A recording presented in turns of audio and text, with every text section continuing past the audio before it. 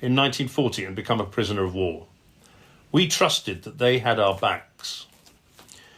These days, terrorists responsible for executions, murders, and bombing campaigns taking or ruining countless lives walk free, having been released from prison or given comfort letters protecting them from prosecution. Apologists portray them as the victims. Meanwhile, the soldiers who put their lives on the line remain in the sights of those who have always meant them harm. The difference now is that instead of bombs and bullets, they target them through the media and lawfare. We have had to listen to the likes of Gerry Adams talk about the army having a shoot-to-kill policy. Absolute rubbish. The incident I have just described is typical of the choices we had to make. The IRA, on the other hand, never took prisoners. Instead, by way of example, in 1977, Captain Bob Nyrak was abducted, tortured, and ultimately shot dead.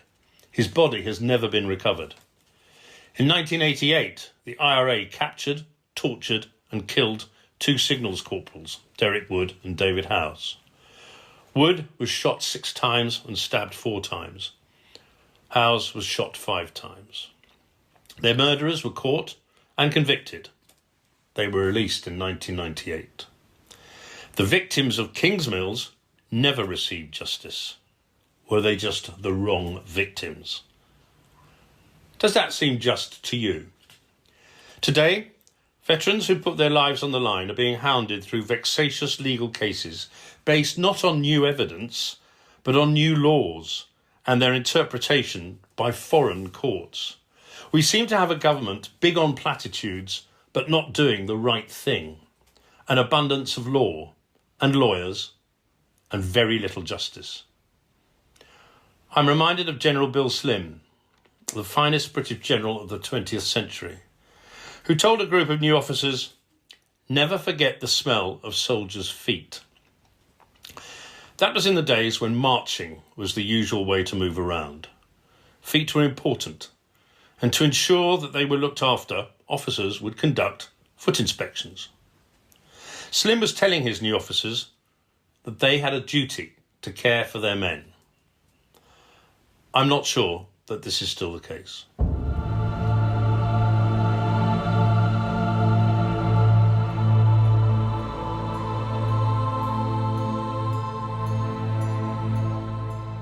Perceived to be failings of the Ministry of Defence, and that is contravention of the policy. It's as simple as that. And I'm afraid the other factors, that occurred. Stating is a statement like whistleblower and just listing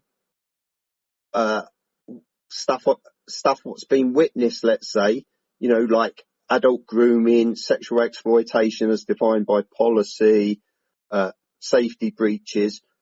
How does that breach, or how does it have an adverse effect? Is it me or someone like me putting out the truth, or is it the people who've actually done it, the people who've done the sexual exploitation? So we've got to look at how has it adversely affected the army? Is it because it shows they're negligent? Does it show that they do not take it seriously, and therefore that's what's adverse? Or are you saying that there's no factual evidence, and therefore the person, like myself, is being malicious or vexatious